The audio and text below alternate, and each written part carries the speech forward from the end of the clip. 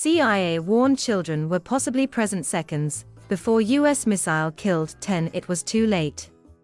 The warning on August 29 came seconds before the missile hit the car, killing 10 civilians, including 7 children. In the weeks following, the military insisted that it had been a justified strike on a confirmed terrorist target, acknowledging that some civilians might have been killed.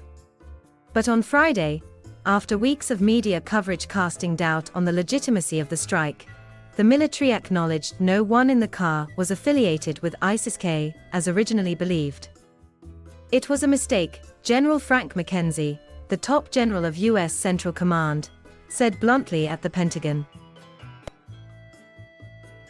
In some cases, the military might ask the intelligence community to task its surveillance drones and other assets to watch a particular car or a particular location. The intelligence community would share data on the targets with the Defense Department in real time, but it is ultimately the military ground force commander's decision to take the strike. Some sources say the miscommunication highlights a now pressing decision for the Biden administration as it weighs how to conduct future strikes in Afghanistan without U.S. troops on the ground there. Will the Defense Department or CIA own the mission? Two institutions, counterterrorism, intelligence, and military officials unanimously agree, without U.S. troops on the ground, identifying the correct target and launching successful strikes on legitimate ISIS-K or al-Qaeda targets in Afghanistan has become infinitely harder. Trying to split the mission between two organizations, some current and former officials say, runs the risk that the grave tragedy in Kabul will happen much more frequently. If they tasked the agency with looking at the target for indications of go or no-go criteria, they should have had the ability to get that information and affect whether they launched a strike. If there was no way to know that they were about to launch, there's something really wrong there, said Mick Mulroy, a former CIA officer and Pentagon official and an ABC News analyst. Mulroy cautioned he had no first-hand knowledge. But while lawmakers on both sides of the aisle have pledged to get to the bottom of what mistakes were made in the lead-up to this specific strike, current and former officials also point out that civilian casualties were a consistent reality of the U.S. mission in Afghanistan.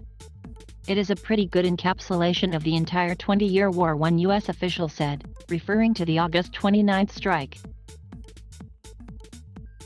The Biden administration insists that it has the tools to carry out successful over-the-horizon missions. McKenzie on Friday argued that the failure of the August 29 strike was not predictive of the challenges of over-the-horizon. Building a strike for 8 hours on August 29, intelligence officials tracked the movements of Zamari Ahmadi, a longtime worker for a USAID group, based on a tenuous connection to ISIS-K. Ahmadi had a short interaction with people in what the military believed was an ISIS safe house. Military commanders did not know Ahmadi's identity when they began tracking his movements. We now know that there was no connection between Mr. Ahmadi and ISIS-Khorasan, that his activities on that day were completely harmless and not at all related to the imminent threat we believed we faced, and that Mr. Ahmadi was just as innocent a victim as were the others tragically killed, Defense Secretary Lloyd Austin said in a statement. 4 weeks after the strike, senior military leaders have publicly and privately defended the strike and the intelligence it was based on. Joint Chiefs Chairman General Mark Milley told reporters the strike was righteous.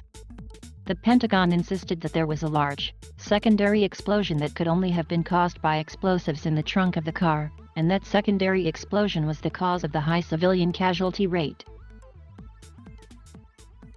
In the end, almost everything they asserted turned out to be false. McKenzie on Friday rejected the notion that the mission was a complete and utter failure. This particular strike was certainly a terrible mistake and we certainly regret that, and I've been very clear that we take full responsibility for it. At the same time, we were carrying out a number of complex operations designed to defend ourselves, McKenzie said. So while I agree, this strike certainly did not come up to our standards. I would not qualify the entire operation in those terms.